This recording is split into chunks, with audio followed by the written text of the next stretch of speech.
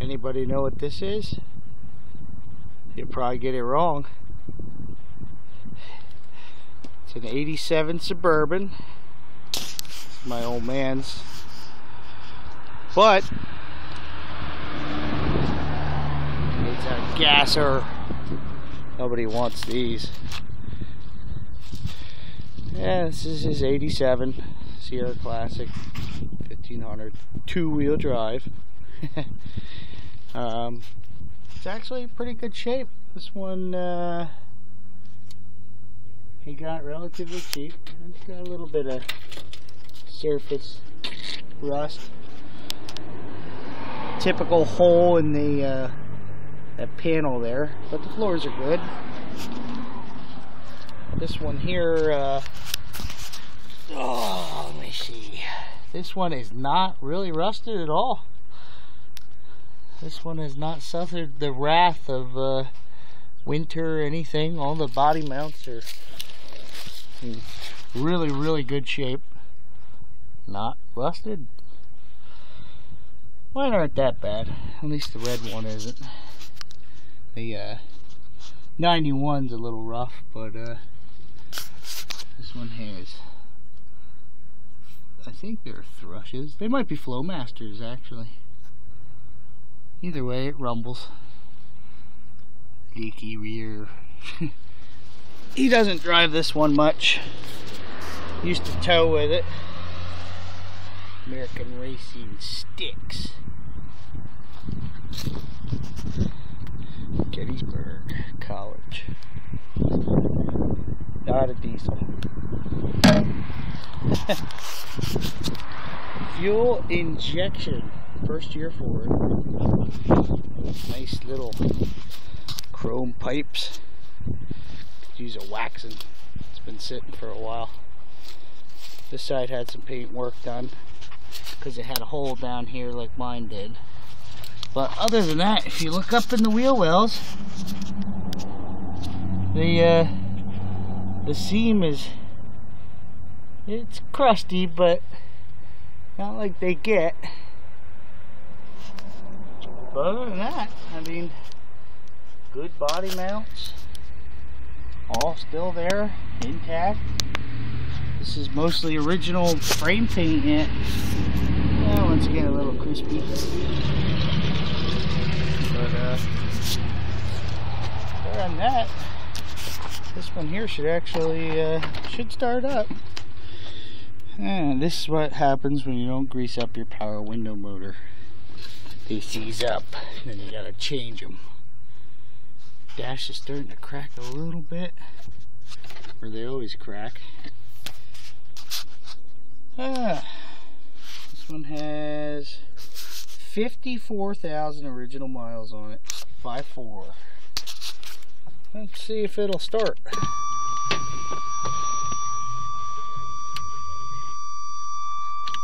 I don't have to wait for glow plugs.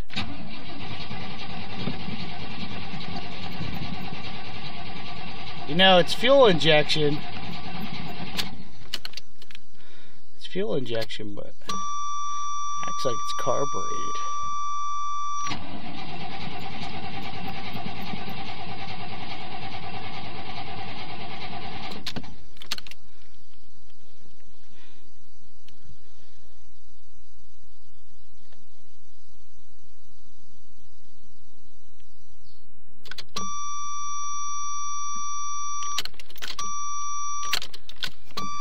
Try to prime it up a little.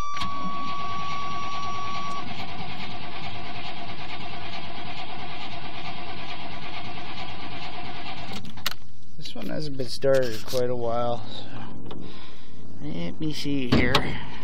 Might need a little persuasion. Fuel pump's squeaking. It's not out of gas. Look at that. Let me go get the persuader. And then I'll show you the Chevette. It's a neat little car. It's an 87 last year for the Chevette. No, it's not a V8 conversion. He likes them All original. I just had it here yesterday. I think I put it in the truck of the 68 Chevy pickup. There it is. Okay. No tack. Junk. This one has a 373 posi in it as well. Now, how could I forget my first truck?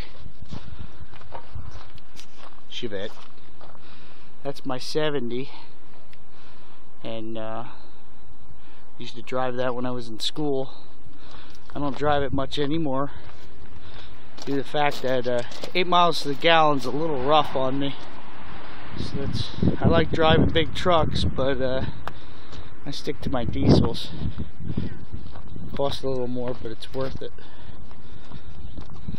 Okay, give it a little persuasion fluid. I'll set this down a sec.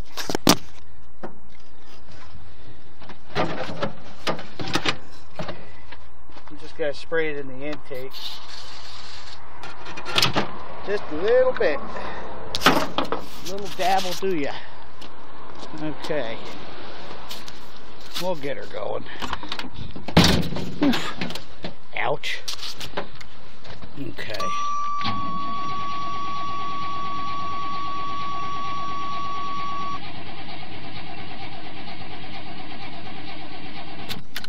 Wow. Fussy little burb. I'm gonna go a more direct route. Thought maybe by putting it directly in the intake I'd actually get somewhere, but apparently I have to go right on top of the valve cover, or the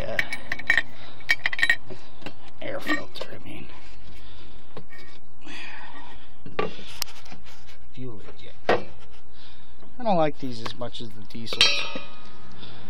I used to have one, that's why. Little prime, and let's see what she does now. Gotta do something. That much crap in there. Ooh.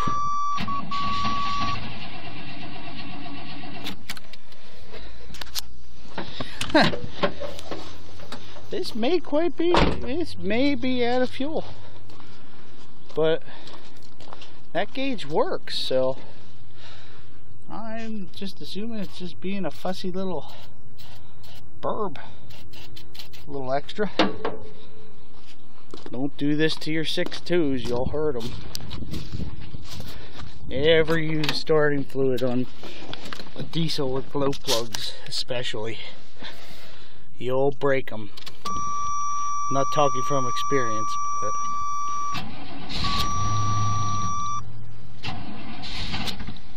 almost. A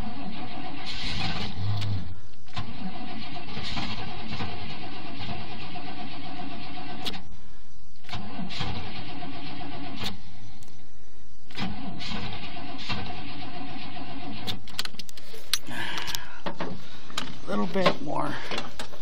I just had this running the other day too, but I didn't videotape it.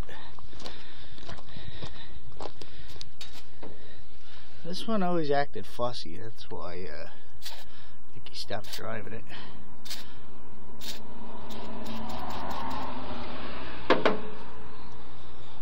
I mean, for fuel injected, you'd think it would fire right up, but assuming there's gas in there, obviously.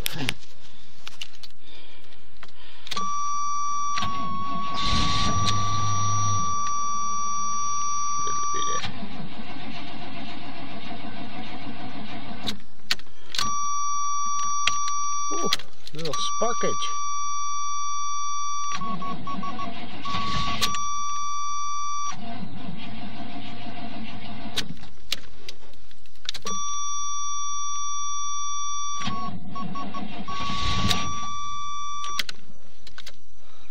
So close.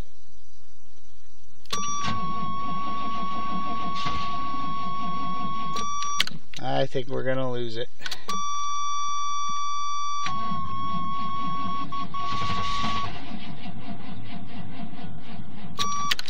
That's it.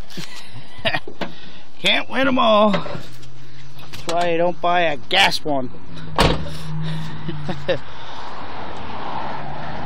I got tired of gas engines long ago.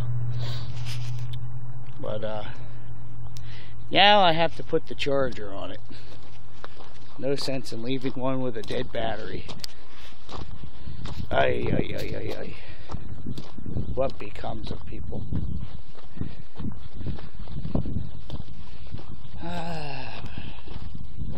Where do we put that battery charger? I believe it's in the van. Maybe. Sort of is, there it is. One of the $200 four-wheel drive caravans. We're in the process of repairing. No, not that old beast. It works. It's not going to charge things up as quick as you want. Tools and such. A little sticky. Here we go. Alright. Probably not a good idea to pick it up in the cords. It's hard to hold the dang camera and do this at the same time. Well, we'll try it.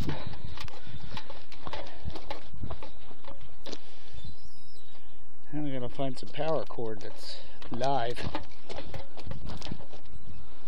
Which I think this cord here may be live. I don't know.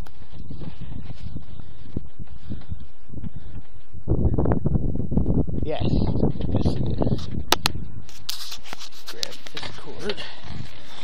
See how many things I can balance. Apologize for the view, but I feel like an old lady at the grocery store with all this stuff. I got my bags and groceries all in one. Okay. Darn good. I'm gonna have to go up and get some more cord. Should have enough to reach this because it was on the charger the other week. I just like to get them started once in a while. It's never good to leave them sit and not run if they do run. Aha! Under all these Jeep parts. I'll have to show you that thing too. The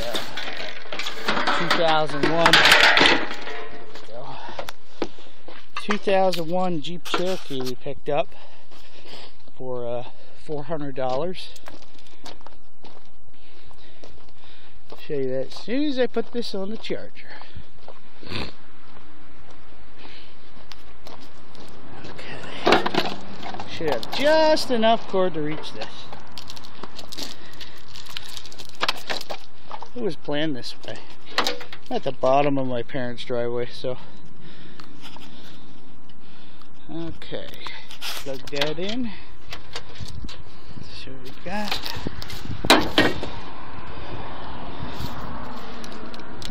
Alright. Okay.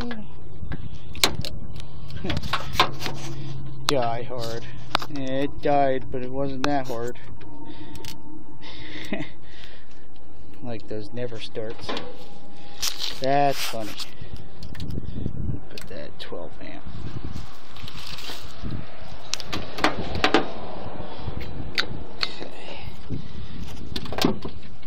Huh, where's the other battery tray? Oh, that's right. I wouldn't be doing this if it was a 6.2. Okay.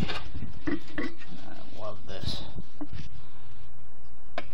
How it moved. Little bugger. There we go. Sweet.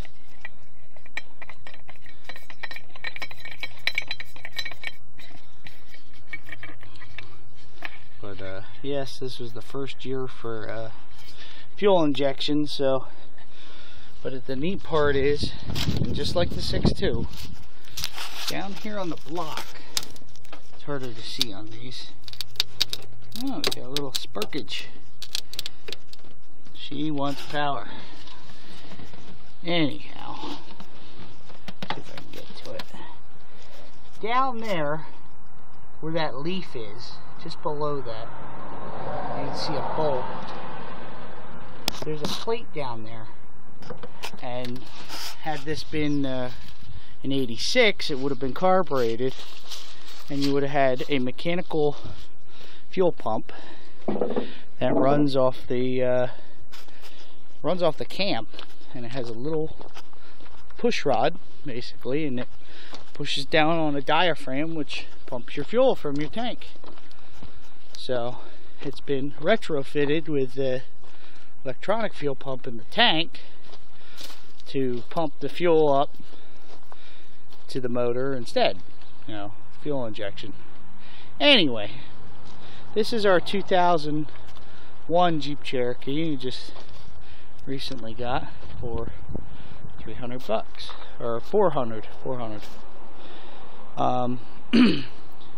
Had some front end damage, nothing major though. This was just cracked, this piece here, and the fenders had dents in them. The story behind this one, how we got it so cheap, is it does have 176,000, which isn't much for one of these. But how we got it cheap was the kid thought that the motor was shot. It had no oil pressure, he said, so the motor was shot, right? Well, that proved not to be so.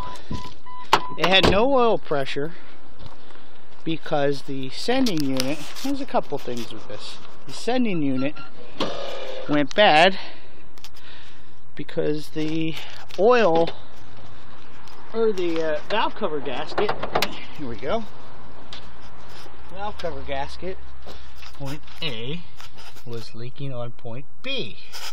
The sending unit right here, where my finger is. And it went bad. Or it could have gone bad from 176,000 miles. That's where your distributor cap would be if it was an older Jeep. So that went bad on it. Then he also said it was running hot. Not overheating, but running hot. We actually drove it in the condition it was to see what he was talking about, and to make sure that it was actually worth getting. We would have junked it if it was bad, but he said it was overheating and making a knocking sound, which is, it was running hot because water pump was shot, so it couldn't cool as effectively and caused the engine to ping, you know, because it was running hot. And because these engines have a knock sensor, unlike a diesel, imagine that, the thing would never run. It has a knock sensor on it to retard the timing so it doesn't ping, or advance it, I guess, one of which. So the engine was running very crappy, to say the least. So this gentleman put Lucas and everything else, try and get the oil pressure up right. And it helped a little bit, but what is shot is shot. This was worse than this. We have cleaned it since, but still need some drive time to clean some of the gook out of there from the Lucas. But anyway, so what happened was he thought all this was wrong with it and the engine was shot. Well, we took a chance on it, changed the oil sending unit. That fixed that problem. This fixed the other problem. Oh, but the thing that made us come to the realization that this motor wasn't bad was, if this had no oil pressure, this thing would be hammering. Valves, everything would be hammering. And this is the sound we heard when we started it up.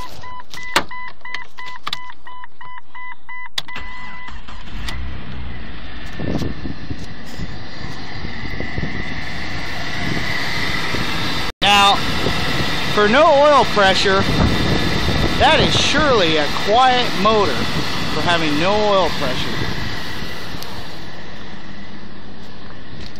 So we were like, oh, this is definitely worth it.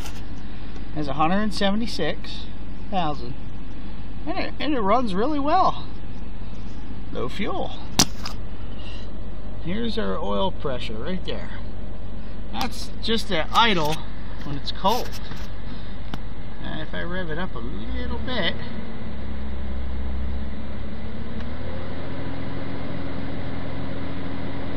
you can see it's going up. That's 40, 50. I mean, that's pretty damn good for 176,000 miles. And at idle, it sits around 12, 10, 12. But this engine is shot. Definitely. So, that's how we acquired our 2001 Jeep Cherokee for $400. Other than that, put a little body work and love into it, because we want to sell it one day, probably. That's the idea. Fix it up to sell it for a fair price, because it's not a bad vehicle. Just needed some attention from people that know what goes wrong with some vehicles. But other than that, I mean, that's how we got that. We got a lot of our vehicles cheap. Now, I don't think the Chevette has a good battery in it. So, the battery charger is being used, obviously, on the failed Suburban gas start. But I'll show you it anyway. It's a 1987 Chevy Chevette with 21,000 original miles. Almost 22,000. Most people would think, is the clock working? Nope. Because the battery's probably dead. Oh yeah. Dead as a door now. Anyway. Most people would be like, wow, 21,000 original miles. Must be a great car. And it's not bad. Not rusty. Not even a tiddly bit. My dad found those wheels and did the center caps from Chevy, and has lower profile wheels on it. Looks nice for what it is. A little bit of surface rust. This will get repainted though soon. Bumper paint buff. But people would wonder why this has such low miles, and I think he paid $500 for this. Why you would have such low miles on such an economy car?